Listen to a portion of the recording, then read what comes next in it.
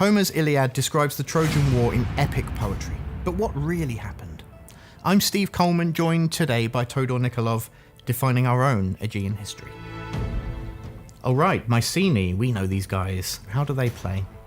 The Mycenaeans are led by Agamemnon, and they're all about conquest and expansion. They're extremely adept at pacifying conquered territories. They also have benefits for their buildings from when their high influence is achieved. So when you conquer territories and you pacify them, you quickly make them more efficient than other factions would.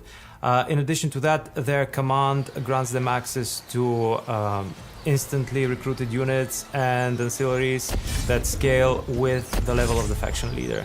So when you get your faction leader to a high level, you can instantly buff their army, which will help them get out of tight spots. Okay, it sounds to me like they'd be a good fit for the Atreus Ancient Legacy. Yes, quite right. The Atreus Ancient Legacy allows you to literally dominate over your enemies, because when you complete different objectives against them, you gain this dominance resource, and then you can spend it in diplomacy to boost the probability of your deals being accepted, strong arm them. You can also spend it instead of regard in the court to achieve various plots and intrigues over there. And you can also use it as legitimacy. So this ancient legacy is actually the representation of the warlord who has proven his worth and now is using his prestige to achieve his goals. They sound like they'd worship Ares or Zeus, maybe?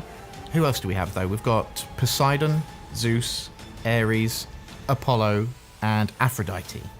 And you can perform hecatombs for them? What are they? Yes, hecatombs are a perk of the Aegean pantheon of the gods. It's something that happens only with the Aegean gods. And a hecatomb is a sacrifice that you need to spend food to enact. Every time you perform a hecatomb, all of your generals receive the effects of a prayer to the particular god, as if though they have visited a shrine, which means, again, a boost across all of your armies, depending on the gods that you're performing this sacrifice to.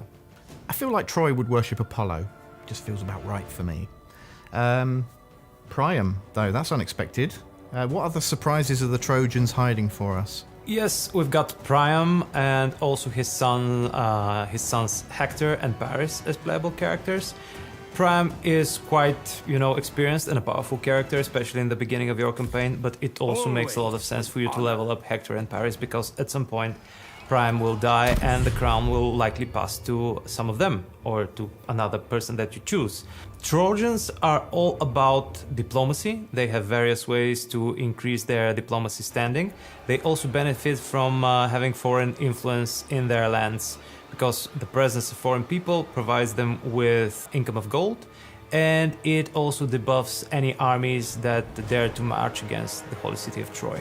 Okay, so the Perseus Ancient Legacy is probably more in line with Troy. Can you tell us a little bit more about that one?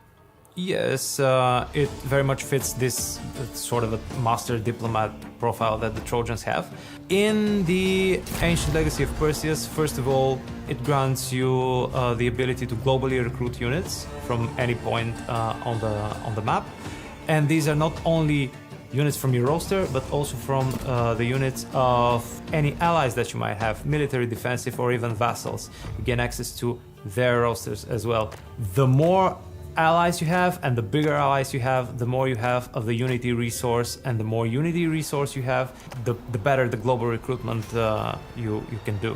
In addition to that, as another source of unity, you can conduct games where you spend ancillaries to invite factions, and you gain a bit of unity. You also get some economic resources, and in addition to that, you enforce peace between all participants and yourself. But be careful with that.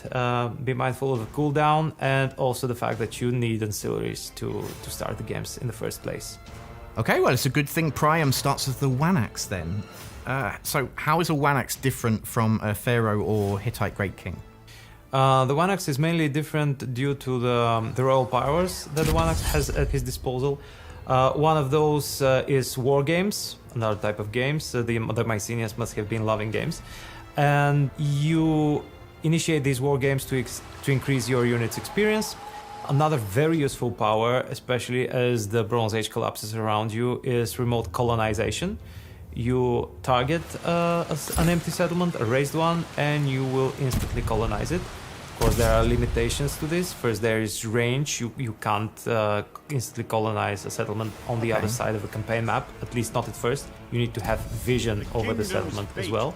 So it is technically possible to colonize a settlement in Egypt from Troy, but it will take quite a bit of preparation and particular leveling up of your one-axe powers.